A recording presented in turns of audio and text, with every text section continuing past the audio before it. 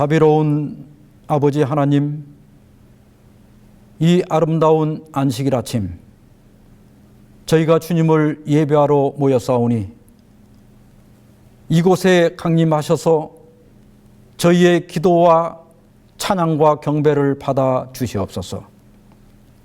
오늘도 저희가 주의 말씀을 기다리오니 주여 우리에게 말씀해 주셔서 이 말씀이 어둡고 어지러운 세상에서 우리 발에 등불이 되게 해 주시옵소서. 이제 저희가 예배를 시작하오니 모든 순서를 통하여 오직 아버지 홀로 영광받아 주시옵시기를 예수 그리스도의 이름으로 기원하옵나이다. 아멘. 교동문 781장 성도의 부활. 진실로 진실로 너희에게 이르노니 죽은 자들이 하나님의 아들의 음성을 들을 때가 오나니 곧 이때라. 듣는 자는 살아나리라. 아버지께서 자기 속에 생명이 있음같이 아들에게도 생명을 주어 그 속에 있게 하셨고 또 인자됨으로 말미암아 심판하는 권한을 주셨느니라. 이를 놀랍게 여기지 말라. 무덤 속에 있는 자가 다 그의 음성을 들을 때가 오나니 선한 일을 행한 자는 생명의 부활로 악한 일을 행한 자는 심판의 부활로 나오리라. 예수께서 이르시되 나는 부활이요 생명이니 나를 믿는 자는 죽어도 살겠고 무릇 살아서 나를 믿는 자는 영원히 죽지 아니하리니 이것을 내가 믿느냐.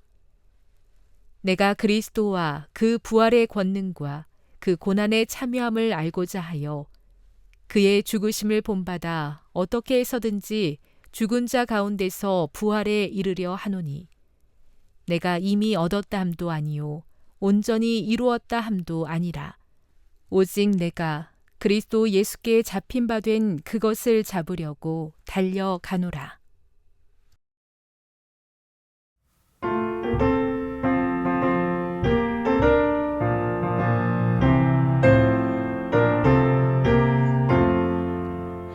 기쁜 노래 크게 불러 너의 심령 깨우라.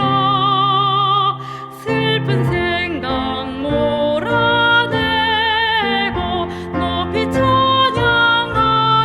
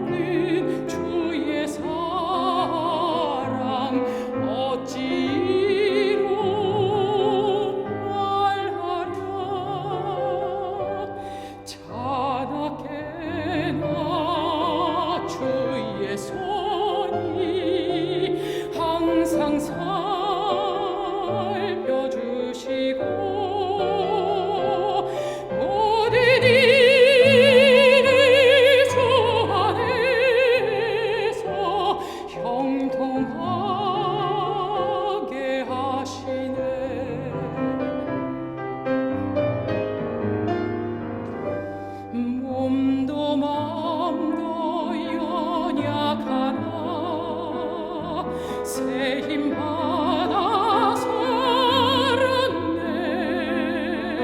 물부티시고 시는 주의 은혜 족하다. 사랑 없는 거리나 험한 산길 헤매되 주의 손을 굳게 잡고 찬송하며 하리라.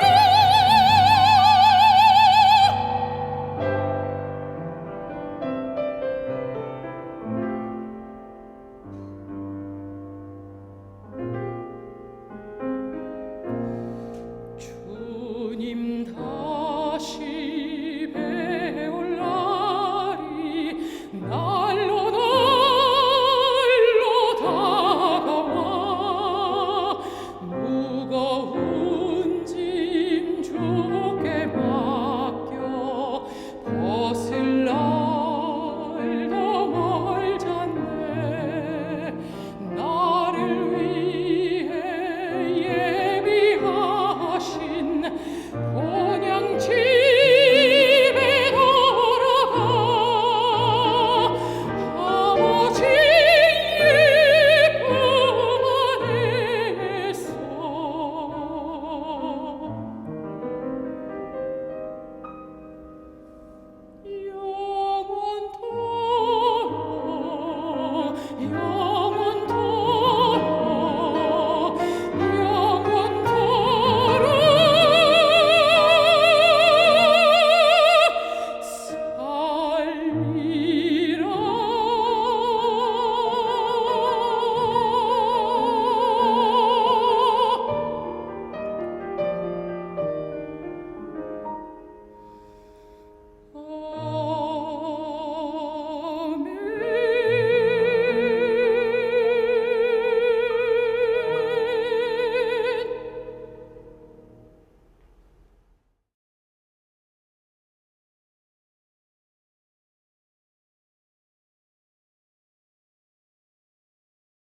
우리는 이번 기 동안 재림신앙의 지계표를 보존하라는 주제로 말씀을 나누어왔습니다.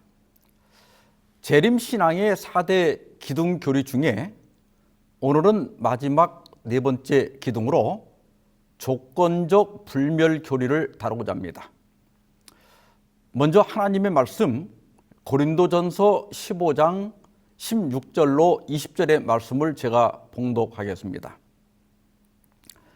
만일 죽은 자가 다시 살아난 일이 없으면 그리스도도 다시 살아나신 일이 없었을 터이요 그리스도께서 다시 살아나신 일이 없으면 너희의 믿음도 헛되고 너희가 여전히 죄 가운데 있을 것이요 또한 그리스도 안에서 잠자는 자도 망하였으리니 만일 그리스도 안에서 우리가 바라는 것이 다만 이 세상의 삶뿐이면 모든 사람 가운데 우리가 더욱 불쌍한 자이리라. 그러나 이제 그리스도께서 죽은 자 가운데서 다시 살아나사 잠자는 자들의 첫 열매가 되셨도다. 지난 2008년 11월에 미국의 하버드 대학 신경외과 의사인 이분 알렉산더라고 하는 사람이 뇌망염에 걸려서 혼수 상태에 빠지게 됩니다. 당시 의사들은 회생할 확률이 0%라면서 사망 판정을 내리려고 했습니다. 그런데 7일째 되는 날, 그는 다시 눈을 떴고 죽음의 문턱에서 생활했습니다. 더 놀라운 일은 그가 혼수 상태에 있는 동안에 임사 체험을 했다면서 나는 천국을 보았다라는 책을 출간한 것입니다. 이 책은 출간이 되자마자 아마존이나 또 뉴욕 타임즈 이런 데서 1위를 했고 또 오프라 윈프리 쇼를 비롯해서 많은 방송에 출연을 하게 됩니다. 그는 감리교 가정에서 입양아로 자랐지만은 명목상 신자였고 믿음과 과학의 괴리 속에서 혼란스러워했다고 합니다. 또 이 뇌라고 하는 것은 의식을 만드는 기계로서 우리가 전원 코드를 뽑으면 TV가 꺼지는 것처럼 뇌라는 기계가 고장이 나면 의식도 멈춘다고 생각했었다고 합니다.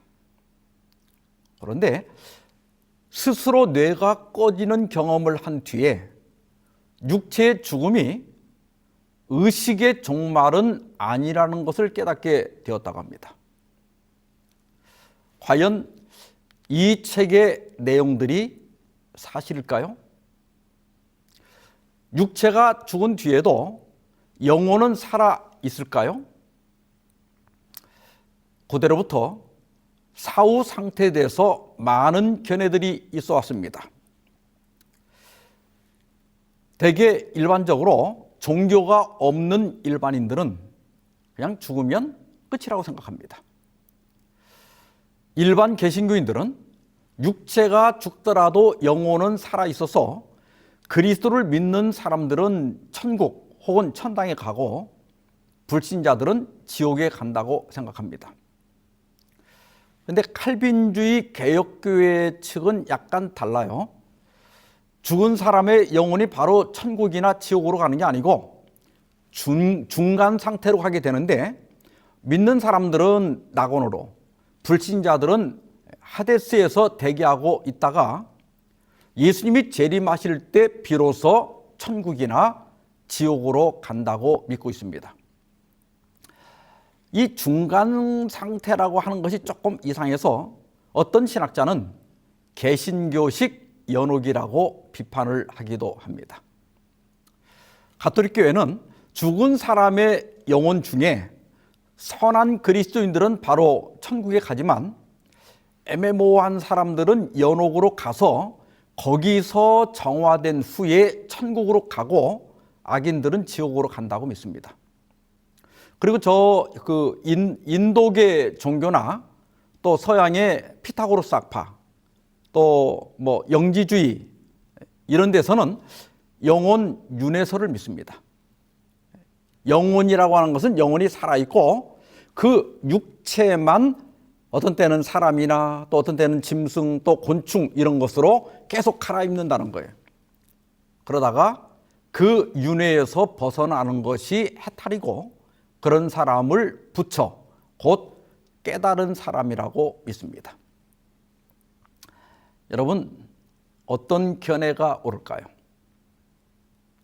저는 오늘 이 시간 사후 상태에 대하여 어떤 철학이나 어떤 교리나 어떤 체험보다 더 확실한 하나님의 말씀에서 그 답을 찾아보고자 합니다. 사후 상태를 올바로 알려면 맨 먼저 사람이 어떻게 만들어졌으며 그 본질이 무엇인가를 살펴보아야 됩니다. 창세기 2장 7절에 보면 여호와 하나님이 땅에 흙으로 사람을 지으시고 생기를 그 코에 불어 넣으시니 사람이 생명이 되니라 그랬습니다. 먼저 사람을 만든 재료는 땅의 흙입니다. 이것은 사람의 육체가 물질에 불과하다는 것을 의미합니다. 하나님께서 이 흙의 각종 요소로 뼈나 또 근육이나 혈관을 만드시고 그 안을 여러 장기로 채우시고 그 다음에 마지막 피부로 이렇게 감쌌습니다. 그리고 사람이라고 부르셨어요. 우리가 이렇게 눈을 뭉쳐서 눈사람을 만들어도 그냥 눈이죠. 그것처럼 사람 역시 아직은 흙, 물질에 불과합니다. 그런데 하나님께서 그 사람의 코에 생기를 불어넣으셨다 그랬어요. 이 생기는 히브리 원문에 보면 하이 네시아마입니다. 하이는 살아있는 이런 뜻이고 네시아마는 숨, 호흡 이런 뜻이에요. 그러니까 물질에 불과한 사람에게 살아있는 숨, 다시 말해서 생명의 숨을 불어넣으셨다는 뜻입니다. 그러자 심장이 뛰고 온 몸에 피가 돌기 시작했습니다. 더 놀라운 것은 사람이 눈을 번쩍 뜨더니 여기저기를 바라보고 반응하기 시작했다는 것입니다. 이러한 모습을 가리켜서 사람이 생명이 되니라 그랬어요. 히브리 원문에 보면 사람이 하이, 살아있는, 네페시, 숨쉬는 존재 혹은 영혼이 마지막에 하야 되었다 이런 뜻입니다. 여러분 이 설명을 잘 기억해야 돼요. 사람이 생명을 갖게 된 게 아니고 숨쉬는 사람이 곧 생명이다 이런 뜻입니다. 그러니까 지금 살아있는 저와 여러분이 바로 뭐예요? 생명, 곧 산 존재이고 산 영혼입니다. 자, 그러면 사람이 죽으면 어떻게 될까요?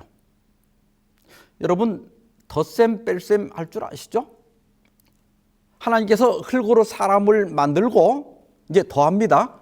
숨을 쉬게 하니까 그 다음에 이퀄 사람이 산 존재, 산 영혼이 되었습니다. 지금 저와 여러분이 생명입니다.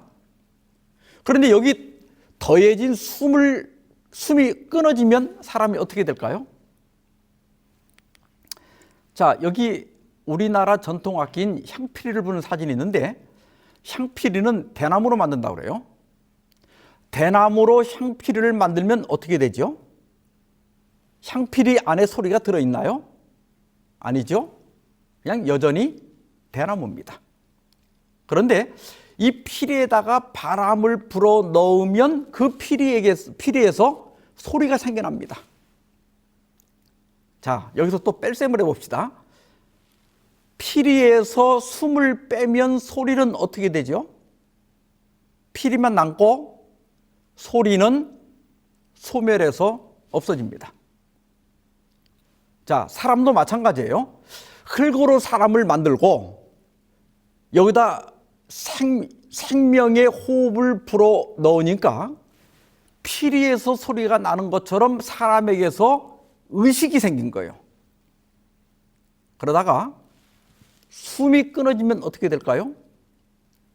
육체는 본래 재료인 흙으로 돌아가고 이 사람의 의식은 소멸해서 없어지는 거예요. 이것이 전부입니다.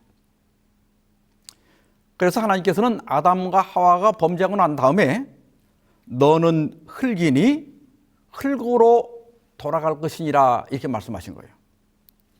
어디로 돌아가라고요? 흙으로. 하나님께서는 뺄셈을 정확하게 하신 거예요. 육체는 죽어도 영혼은 살아있다고 믿는 사람들은 뺄셈을 잘못하고 있는 거예요. 피리를 불다가 숨을 멈추면 피리만 남고 소리는 사라지는 거예요. 그래서 여러분 잘 믿으려면 산수도 잘해야 됩니다. 자, 아까 그 슬라이드로 다시 돌아가서요. 창세기 2장 7절을 다시 정리하면 하나님께서 흙으로 사람을 만드시고 그 코에 숨을 불어 넣으시니 사람이 생명을 갖게 된 게 아니고 사람 자체가 생명, 살아있는 존재, 살아있는 영혼이 된 것입니다. 그런데 이 생명이라고 하는 단어가 사람에게만 사용된 게 아닙니다. 여러분 그 옆에 창세기 1장 20절, 21절, 24절을 보면 물고기나 짐승들도 모두 하이 네펫이라고 했습니다. 그러니까 붕어, 미꾸라지도 생명이고 개나 고양이도 생명입니다. 그런데 우리 성경에는 생명이라고 번역하지 않고 생물이라고 번역되어 있습니다. 왜 그랬을까요? 영국 웨슬리대 구약학 교수였던 놀먼 스나이더 박사는 정의와 부도덕이라는 책 313페이지에서 히브리 구절은 두 경우에 있어서 똑같은 방법으로 번역되어야 한다.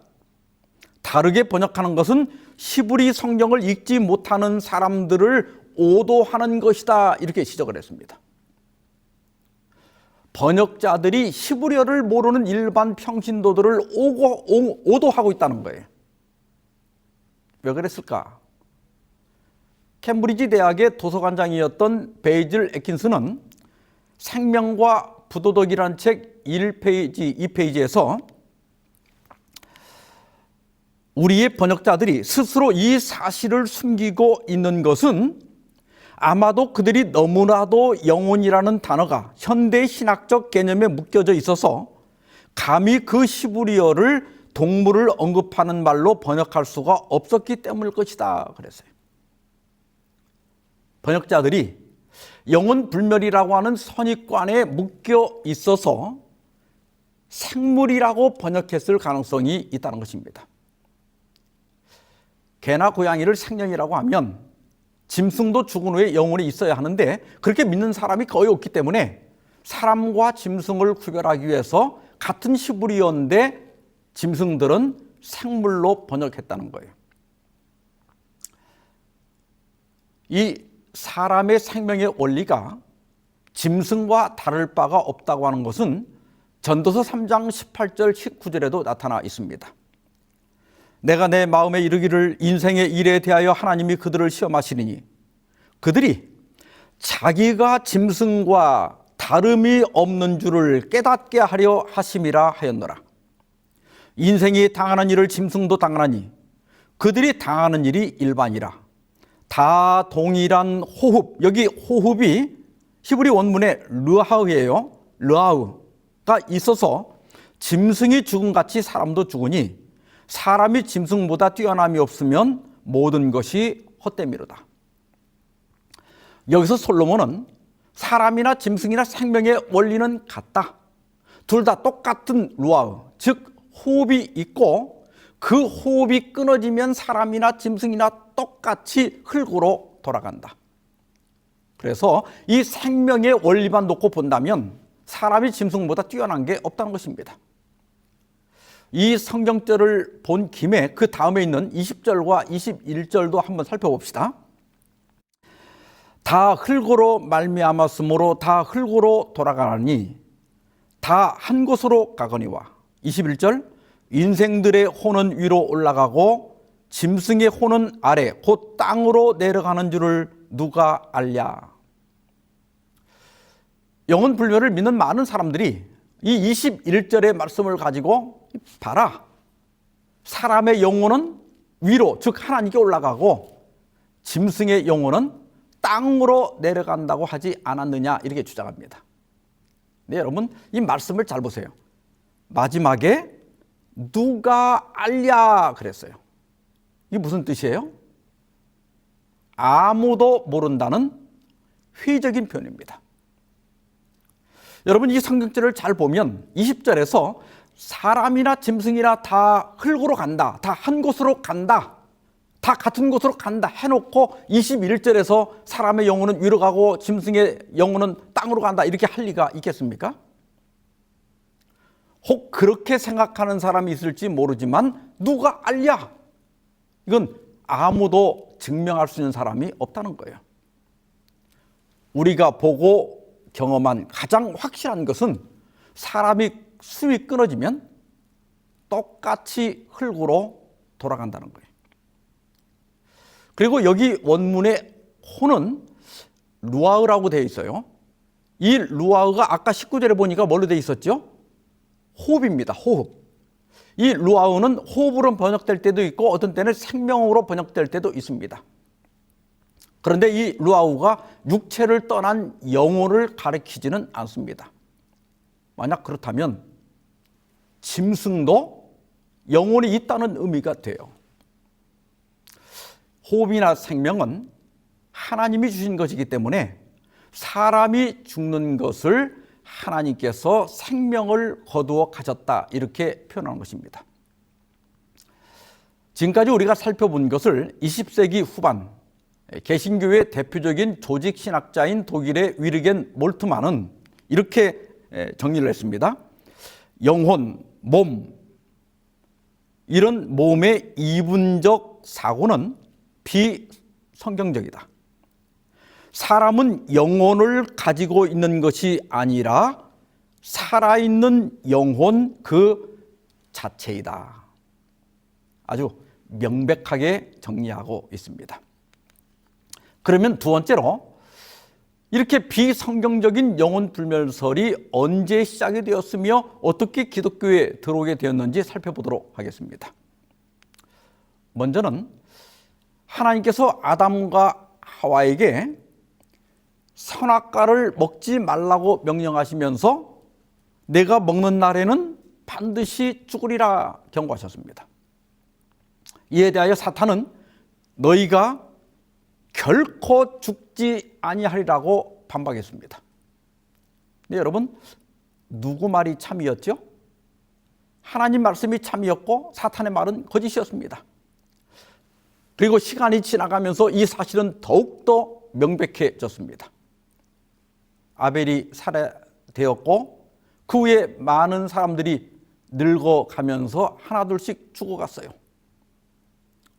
죽음 앞에서 누구 말이 참인지는 너무나 확실한 것입니다. 그러나 여기서 물러나면 사탄이 아니죠. 거짓은 거짓을 낳는 법입니다. 사탄은 다시 거짓말을 추가했는데 육체는 죽으나 영혼은 죽지 않는다는 거예요. 사람이 육체와 영혼으로 이루어져 있다고 하는 이원론이나 영혼 불멸설의 창시자는 사탄입니다. 신명기 18장 10절로 12절에 보면 그의 아들이나 딸을 불 가운데로 지나가게 하는 자나 점쟁이나 기륭을 말하는 자나 요술하는 자나 무당이나 진언자나 신접자나 박수나 초혼자를 너희 가운데 용납하지 말라. 이런 일을 행하는 모든 자를 여호와께서 가증히 여기시나니 이런 가증한 일로 말미암아 내 하나님 여호와께서 그들을 내 앞에서 쫓아내시느니라 그랬습니다. 하나님께서는 이러한 일을 하는 자들을 가증히 여기신다, 혐오스럽게 여기신다. 왜냐하면 그것이 거짓이기 때문입니다. 뿐만 아니라 레위기 19장 31절에서는 너는 신접한 자와 박수를 믿지 말며 그들을 추종하여 스스로 더럽히지 말라. 나는 너희 하나님 여호와니라 말씀하셨습니다. 여기 추종한다는 것은 원문에 찾다 혹은 묻다 이런 뜻이에요. 그러니까 재미로라도 점을 치거나 사주를 보거나 궁합을 보지 말라는 거예요. 또한 레위기 20장 27절에는 남자나 여자가 접신하거나 박수무당이 되거든 반드시 죽일지니 곧 돌로 그를 치라. 그들의 피가 자기들에게로 돌아가리라 그랬습니다. 그렇다고 지금 무당을 돌로 치면 안 됩니다. 이 말씀은 영혼 불멸 사상과 관련된 모든 일들은 그 배경에 사탄이 있기 때문에 절대로 가까이 하지 말라는 엄한 경고인 것입니다. 죽은 사람의 영혼이 없다고 하면 반박하는 분들이 내세우는 근거 중에 하나가 엔돌의 무당 이야기입니다. 사무엘상 28장 13절 14절에 보면 왕이 그에게 이르되 두려워하지 말라. 내가 무엇을 보았느냐 하니 여인이 사울에게 이르되 내가 영이 땅에서 올라오는 것을 보았나이다 하는지라. 사울이 그에게 이르되 그의 모양이 어떠하냐 하니 그가 이르되 한 노인이 올라오는데 그가 겉옷을 입었나이다 하더라. 사울이 그가 사무엘인 줄 알고 그의 얼굴을 땅에 대고 절하니라.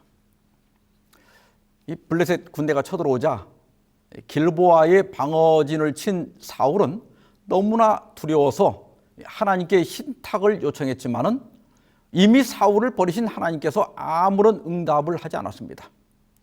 그는 다급한 마음에 엔돌에 신접한 여자를 찾아가서 사무엘을 불러올리게 했습니다.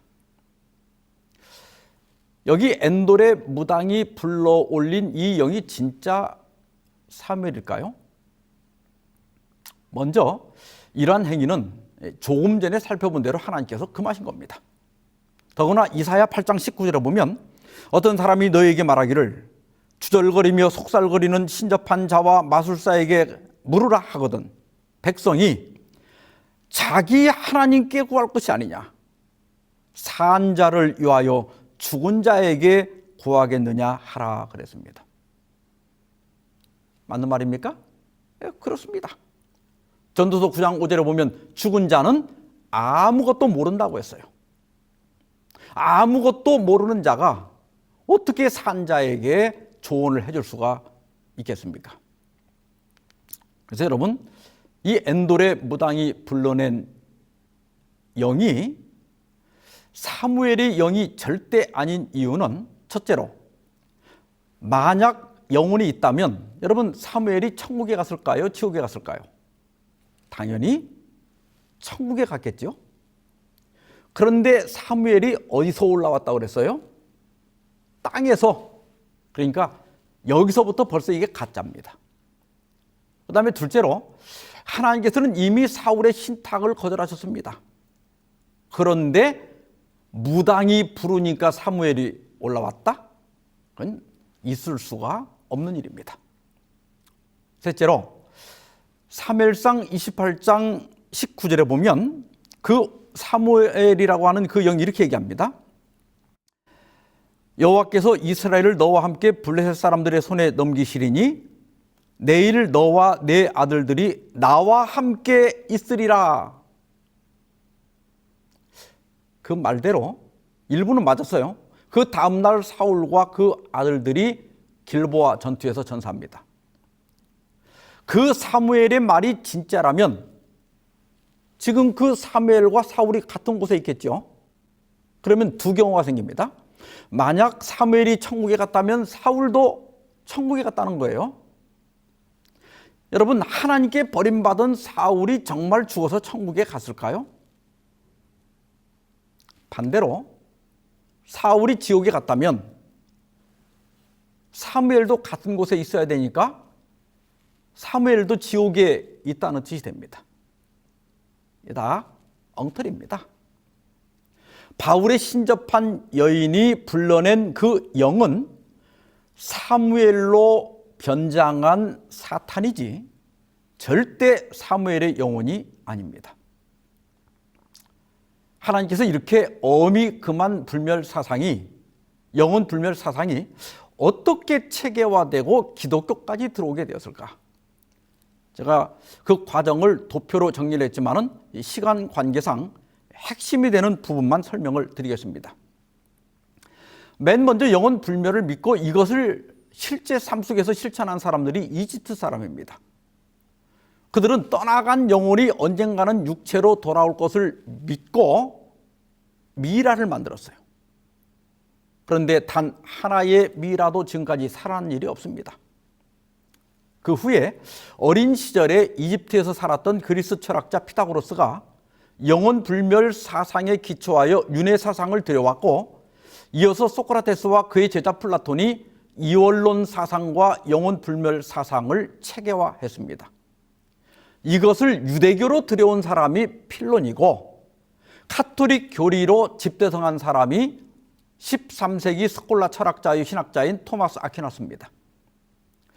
종교 개혁이 시작되고 영국 옥스퍼드 대학의 그 위클리프와 틴델, 또 독일의 루터, 이런 많은 종교 개혁자들이 영혼 불멸 교리는 이교적 사상이다, 이게 공공연하게 지적하면서 반대했지만은 카톨릭 신자였다가 개신교로 개종한 칼뱅이 1534년에 혼수론이라고 하는 논문을 통해서 오늘날 개신교 안에 영혼 불멸 사상을 정립시키는 결정적인 실수를 하게 됩니다. 이렇게 성경적 근거와 역사적 과정을 다 설명을 해도 영혼 불멸설을 믿는 분들은 또 부자와 나사로 이야기를 합니다. 어떤 부자가 살고 있었고 그 대문 앞에는 병든 거지 나사로가 살고 있었습니다. 세월이 흘러서 거지는 죽어서 아브라함 품으로 들어갔는데 부자는 죽어서 음부로 갔다는 거예요.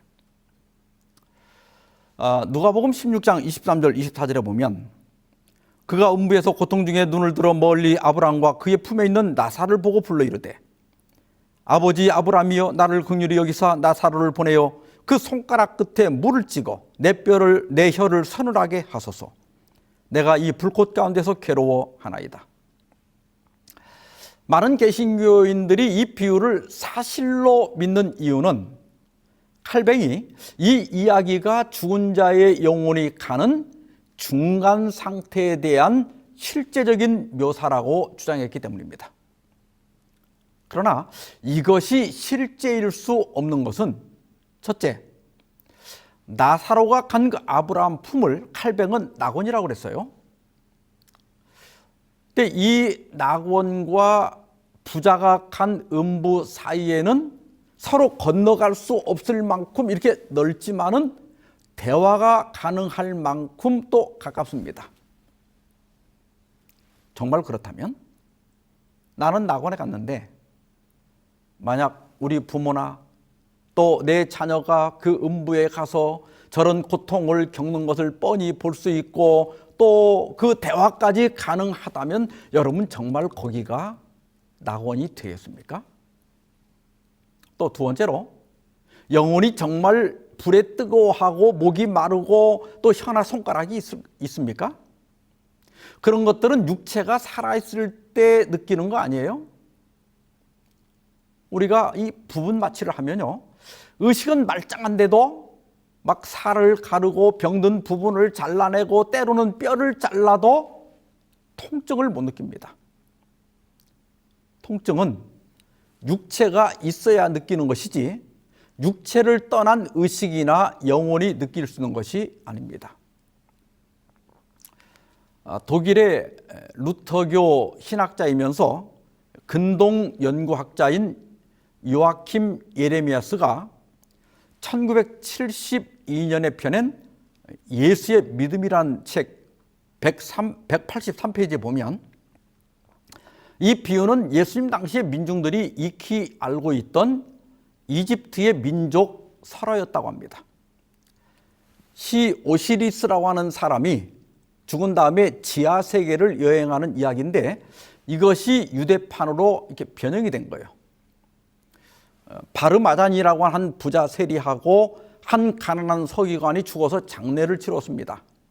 근데 어느 날 이 가난한 서기관의 친구가 꿈을 꿨는데 자기 친구인 가난한 서기관은 광활한 낙원을 거닐고 있었고 부자였던 세리는 냇가에 서 있는데 목이 말라서 아주 애를 쓰면서도 물에 접근할 수가 없었다는 거예요.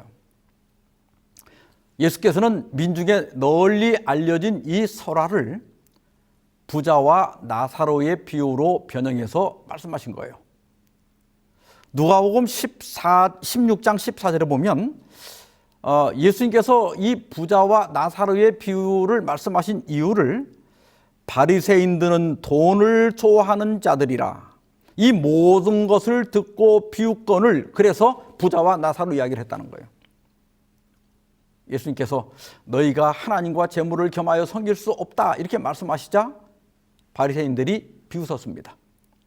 왜냐하면 그 당시 바리새인들은 부를 하나님의 축복의 증거로 생각을 했기 때문입니다.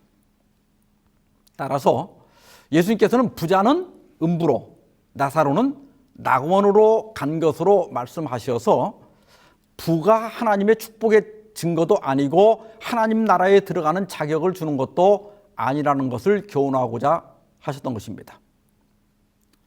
또 하나, 사람이 죽으면 그 영혼이 천국에 간다는 증거로 십자가 강도 예를 드는 사람들이 있습니다. 누가복음 23장 42절 43절에 보면 이르되 예수여 당신의 나라가 임하실 때에 나를 기억하소서 하니 예수께서 이르시되 내가 진실로 내게 이르노니 오늘 내가 나와 함께 낙원에 있으리라 하시니라. 이 말씀을 보면 강도가 죽은 그날 그의 영혼이 예수님과 함께 낙원에 갈 것처럼 보입니다. 예수님께서 말씀하신 그 말씀을 헬라어 그대로 쓰면 이렇게 되어 있습니다. 아멘 소일레고 세메론 메테무 에세 엔토 파라데이소. 근데 여러분, 여기 그 오늘이라고 하는 뜻을 가진 부사 세메로는 동사 내가 말한다와 내가 있으리라 그 중간에 있어요. 이 헬라어에는 구두점이 없습니다. 그래서 번역한 사람이 구두점을 어디에 찍느냐에 따라서 뜻이 달라져요.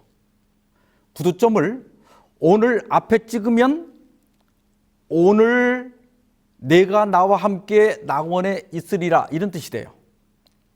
반면에 오늘 뒤에 찍으면 내가 오늘 말하노니 이런 뜻이 됩니다. 그래서 오늘 약속하고 낙원은 나중에 가게 됩니다. 점을 어디다 찍는 게 옳을까요?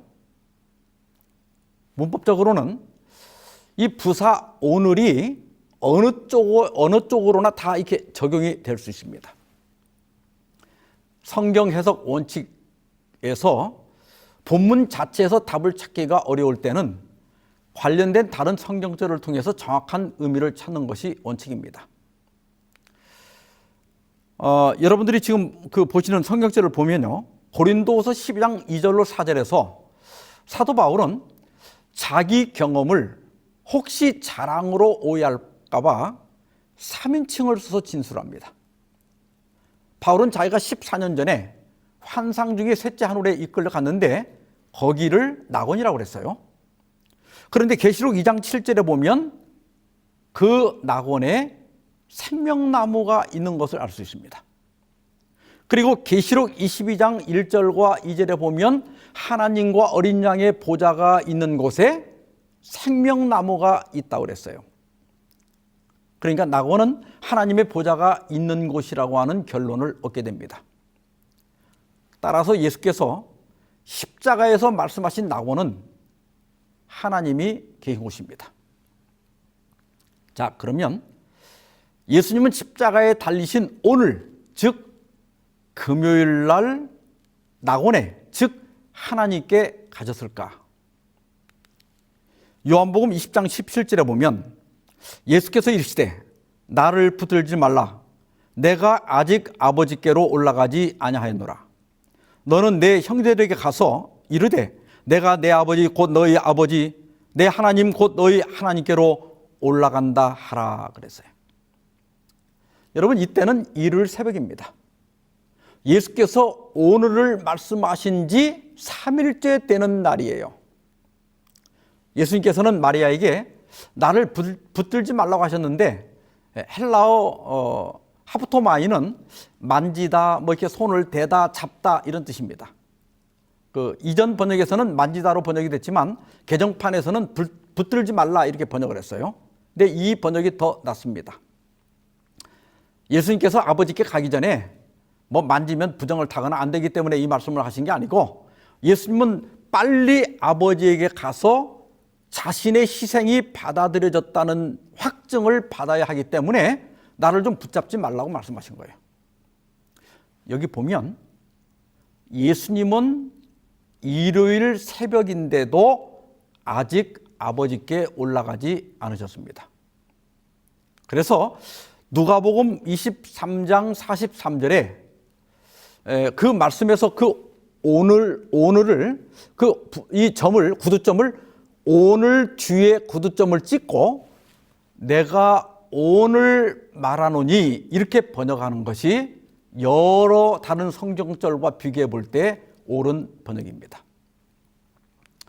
뭐 다뤄야 할 것들이 많이 있지만은 시간 관계상 마무리를 해야 하고 또 이미 살펴본 말씀들에 의하여 사후 상태가 어떤지 확실해졌기 때문에 세 번째로 사후 상태에 관한 이해가 왜 중요한지 설명을 드리고 마무리를 하고자 합니다.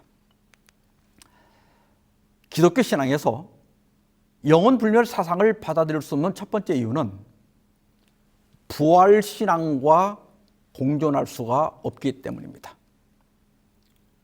오늘 본문의 말씀에서 만일 죽은 자가 다시 살아나는 일이 없으면, 다시 말해서 죽은 자의 부활이 없으면 예수님의 부활도 없었을 것이고, 그렇게 되면 너희의 믿음도 헛되고 그리스도 안에서 잠자는 자도 뭐라고 그랬어요? 망하였으리라 그랬어요. 근데 여러분, 만일 사람이 죽은 다음에 그 영혼이 천국에 가 있다면 굳이 육체가 부활할 필요가 있을까요? 여러분 잘 생각해 보세요. 육체가 없는 게 더 낫지 않아요? 그러면 집도 필요 없고 옷도 필요 없고 뭐 화장할 일도 없고 아플 일도 없고 배고프거나 춥고 더울 일도 없을 겁니다. 제 생각에는 그게 훨씬 나은 것 같은데요. 바울은 만일 부활이 없다면 우리의 믿음도 헛되고 그리스도 안에서 잠자는 자도 망한 것이라고 그랬어요. 여러분, 영혼이 천국에 가 있다면 망할 일이 뭐가 있습니까? 더 잘 된 거 아니에요? 옥스포드와 케임브리지 출신의 탁월한 언어학자요, 또 영국을 대표하는 종교학자로서 헬라어 신약 성경을 영어로 번역한 다음에 이 순교당한 틴데일은 그대들은 몸을 떠난 영혼들을 천국이나 지옥, 연옥에 둠으로써 그리스도와 바울이 입증한 부활의 논증을 파괴하고 있는 것이다. 내게 다시 말해보라. 만약 영혼들이 하늘에 있다면 그들이 왜 천사들의 경우와 같지 못한가? 그런 뒤에 새삼스럽게 부활이 있어야 할 까닭이 무엇인가? 천사들은 영으로서 육체가 없이도 잘 살고 있지 않습니까? 우리도 영혼이 천국에 갔다면 천사처럼 잘 살고 있을 텐데 새삼스럽게 육체가 부활할 필요가 있느냐는 거예요. 전적으로 옳은 말입니다. 두 번째는 이 영혼 불멸 사상은 강신술의 기초가 되기 때문입니다. 요한계시록 18장 1절, 2절, 4절에 있는 말씀입니다. 일 후에 다른 천사가 힘센 음성으로 외쳐 이르되 무너졌도다 무너졌도다 큰 성 바벨론이여 귀신의 처소와 각종 더러운 영이 모이는 곳과 각종 더럽고 가증한 새들이 모이는 곳이 되었도다. 또 내가 들으니 하늘로부터 다른 음성이 나서 이르되 내 백성아 거기서 나와 그의 죄에 참여하지 말고 그가 받을 재앙들을 받지 말라. 성경의 예언은 마지막 때에 사탄이 강신술을 통하여 교회를 점령할 것을 예언하고 있습니다. 사탄의 강신술은 성령의 역사나 능력으로 위장되어 교회 안에서 활동할 것입니다. 사실 벌써부터 교회 안에 그런 조짐들이 나타나고 있습니다. 여기 귀신이나 더러운 영, 또 가증한 새들은 모두 강신술을 은유적으로 반복하면서 강조하고 있는 거예요. 이 강신술의 기초가 바로 영혼 불멸설입니다. 그런데 4절에 타락하여 바벨론이 된 이 교회 안에 남아있는 하나님의 백성을 불러낼 것이 예언되어 있습니다. 내 백성아 거기서 나오라. 우리는 여기에서 우리의 사명과 임무를 발견하게 됩니다. 그래서 조건적 불멸 신앙이 재림교회의 기둥 중에 하나가 되고 현대 기별이 되는 것입니다. 하나님께서 우리에게 사후 상태에 대한 올바른 지식을 주신 것을 감사합시다. 또 우리에게 바벨론 가운데 있는 하나님의 백성들을 불러낼 사명이 있음을 기억하십시다. 아담과 하와를 속인 사탄의 활동은 마지막 때에 더욱 교활해지고 더 많은 이설들로 영혼들을 훔쳐가려 할 것입니다. 오직 말씀만이 우리의 방패입니다. 우리의 믿는 도리, 옛 지계표를 더욱 굳게, 더욱 확실하게 믿고 보존하여 최후의 승리를 얻게 되기를 바라면서 말씀을 마치겠습니다.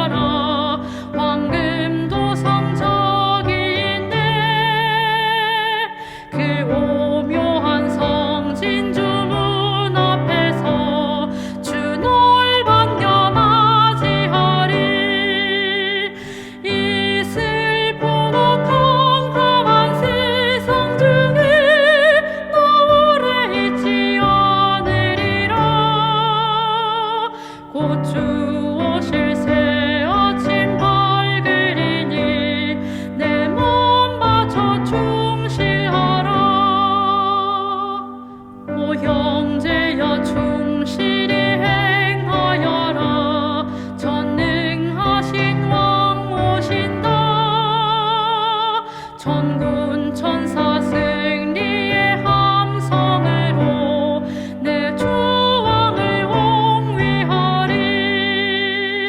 오 그때 주 내게 하시는 말, 나 충실하고 착한 종아, 저 영원한 상주마 하시리니 내 몸 바쳐 충실하라.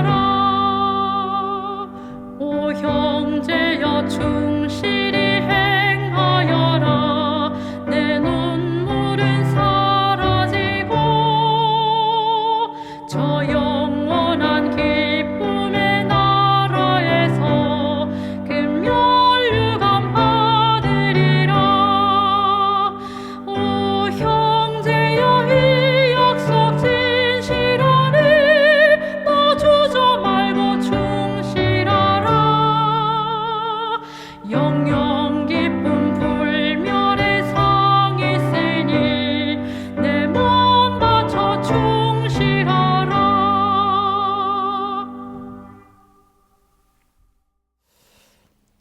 이제는 이 세상을 이처럼 사랑하사 독생자 예수 그리스도를 보내신 아버지 하나님의 그 크신 사랑과 우리를 위하여 이 땅에 오셔서 고난받으시고 피 흘려 죽으심으로 우리를 죄에서 영원히 구속하신 예수 그리스도의 은혜와 우리를 영원히 하늘까지 인도하실 성령의 감동 감화하심이 너희 무리와 이제로부터 영원까지 함께 있을지어다. 아멘.